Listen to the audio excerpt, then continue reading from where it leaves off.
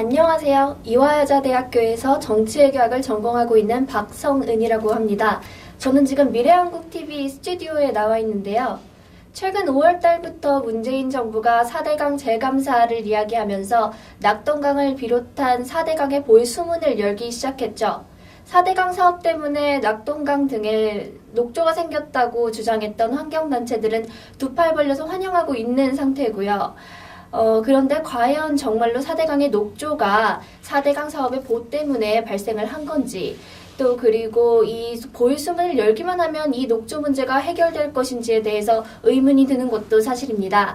이 주제에 대해서 미래한국TV의 한정석 편집위원님 만나봤습니다. 네, 안녕하세요. 한정석입니다. 네, 반갑습니다. 안녕하세요. 네.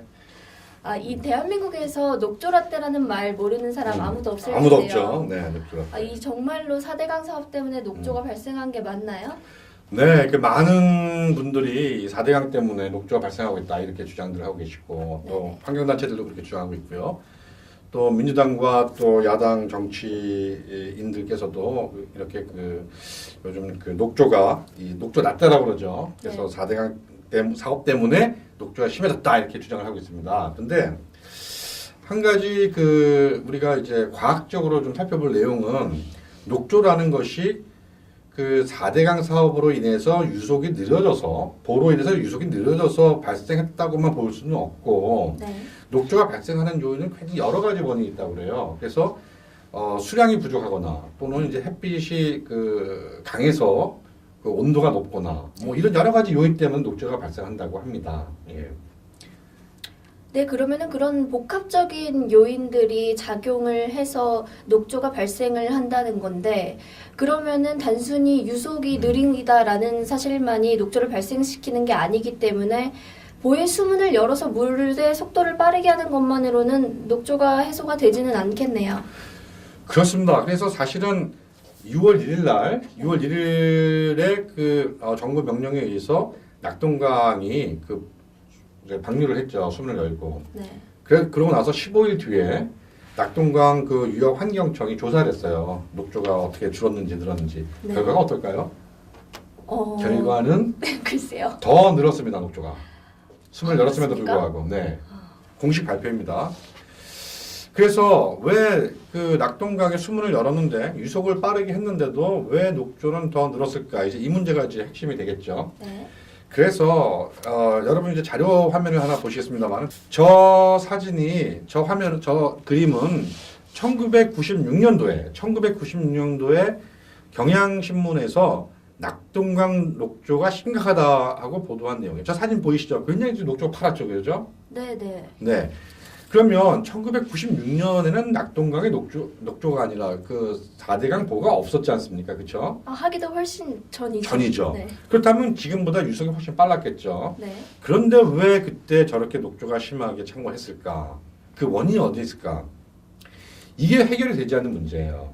그래서 이 문제를 가지고 이제 여러 과학자들이 또 이제 생물학자들 분들하고 그다음 환경학자들이 그 문제를 찾아봤는데 그 원인은 반드시 유속이나 이런 거와 뿐만 아니라 지류로부터 들어오는 하염의 오염원, 그 오염원들이 녹조를 만들더라는 거예요. 그러니까 가축의 분뇨라든지 또는 이제 비료라든지 이런 것들이 지류에서 본류로 흘러 들어오면서 본류를 아무리 깨끗하게 깊게 잘 만들어도 결국 지류에서 들어오는 그 오염원들이 많아지면 그것이 부영양화가 되어서 녹조가 심해지더라 이렇게 되는 것을 이제 알게 된 것이죠. 그러면은 녹조의 근본적인 요인이 될 수 있는 게 사실은 그 오염원이네요. 그렇습니다. 그러면은 만약에 이 오염원을 관리하지 않고서는 단순히 지금 현재 있는 녹조를 걷어낸다고 하더라도 뭐 요즘 같은 경우에는 장마철인데 이렇게 큰 비가 오거나 해서 뭐 다시 축사나 어디 공장에 있는 오염물질이 뭐 하천으로 흘러내려온다. 이런 경우에는 녹조가 다시 생기겠네요. 그렇습니다. 그래서 지금 녹조 원인 공방이 계속되고 있는데요. 낙동강 유역 환경청 측이 공식적으로 발표한 내용이 있어요. 제가 한번 읽어드릴게요. 제가 지금 읽어드린 내용은 저희 미래한국 이번 호에 해서 제가 직접 기사를 썼던 녹조는 알고 있다. 4대강 사업이 원인이 아니면 여기에서 제가 읽어드리는 겁니다. 자, 낙동강유역환경청이 뭐라고 얘기하냐면요. 보호가 없더라도 녹조는 생길 수 있다. 다만 보로 물이 정체된 상태에서 지류지천에 들어온 영양염류가 모이면 녹조 발생 위험이 커진다 이렇게 얘기했어요. 자, 그러니까 그러면서 뭐라고 했냐면 녹조 방지를 위해서는 지류지천 관리가 더 중요해진 것은 맞다 이렇게 얘기했습니다. 그러니까 이 본류로 들어오는 지류지천을 관리해줘야 되는데 그게 안 되고 있다는 얘기예요. 그러면 왜 안 되고 있느냐? 이게 중요한데 원래 4대강 사업을 기획했던 이명박 정부에서는 네. 4대강 사업이 1차 사업과 2차 사업은 나눠져 있었어요. 그래서 1차 사업은 강의 본류를 준설해서 깊이를 깊게 파서 수량을 풍부하게 만드는 것이고 네. 2차 사업은 그 강의 본류로 들어오는 지류들을 정비를 해서 네. 강의 오염원이 들어오지 않게 하는 사업이었습니다. 네. 그런데 이 사업이 시행이 되지 못했어요. 왜 시행이 되지 못했을까요? 뭐 그 당시 환경단체들이 반대를 해서가 아닐까요? 네, 맞습니다. 당시 환경단체들이 끊임없이 그 4대강 사업 때문에 녹조가 심해지고 있다고 그런 주장을 펼쳤죠. 그런데 그 환경단체들의 주장과 그다음에 야당 정치인들이 또 야당에서 그렇게 심하게 반발했고요. 근데 문제는 이제 2013년도에 박근혜 정부가 출범을 하면서 이 4대강 사업의 2차 사업 부분에 대해서 고민하기 시작했어요. 지류하천 부분을 정비하는 부분에 있어서. 왜냐하면 너무나 반대가 많았기에. 네. 그래서 사실상 이 사업이 계속적으로 보류되고 결정을 못하고 있으니까 당시 충남도지사인 우리 누구시죠? 안희정. 네, 안희정. 네, 우리 안희정 도지사께서 이런 말 했죠. 제발 좀 빨리 좀 하자. 우리 충남도 큰일 났다. 네. 그래서 안희정 도지사가 야당임에도 불구하고 4대강 사업을 빨리 해달라고 촉구할 정도로 이제 문제가 그렇게 심각했던 것이죠. 이 정치 논리가 아니라 과학적으로 접근해야 되는 그런 부분들은 분명히 있는데 말이에요. 네.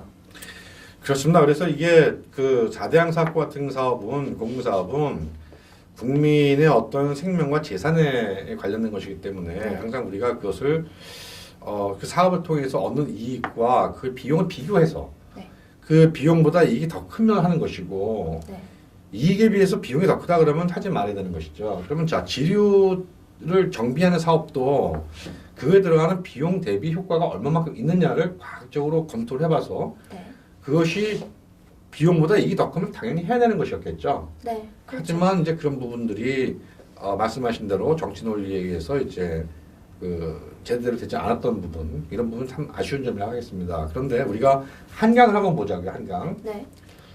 한강에 녹조가 끼지 않아요, 그죠? 네, 그렇죠. 왜 녹조가 끼지 않을까? 한강은 본류도 잘 정비를 했지만 한강으로 들어오는 여러 지류들을 잘 분리를 해서 오염물질이 들어오지 않기 때문에 한강에는 녹조가 끼지 않는 것입니다. 그러니 우리가 지류지천 사업을 반드시 지금이라도 해야 되겠죠. 그래야겠네요. 네, 그렇습니다. 예. 오늘 좋은 말씀 너무 감사드리고요. 네, 감사합니다. 예. 마지막으로 드리고 싶은 말씀은 우리 2001년에 있었던 인천공항이라던가 2002년에 청계천 보건사업 혹은 2003년에 있었던 경부고속철도 모두 관이 주도한 국책사업이었는데요. 시작도 하기 전에 굉장히 심한 정치적인 반대에 시달렸어야 했었죠. 그런데 지금 한 10수년 정도가 지난 시점에서 평가를 해보건대 이 사업들에 의해서 혜택을 받고 있지 않은 국민은 대한민국에 단 한 명도 없을 것이다 라고 자부할 만큼 굉장히 성공적인 사업으로 평가를 받고 있죠. 물론 국가가 주도하는 사업이 생태계나 환경에 지대한 악영향을 끼칠 가능성에 대해서는 모든 국민들이 그거에 대해서 반대하거나 비판할 권리나 역할을 가지는 것은 분명합니다만 반드시 과학적인 사실에 대한 검증을 하고 나서 반대를 하는 것이 반대 나름이지 않을까 그런 생각을 한번 해보게 되는 사건인 것 같습니다. 네, 오늘 수고하셨습니다. 네, 감사합니다. 네, 저도 감사합니다. 네.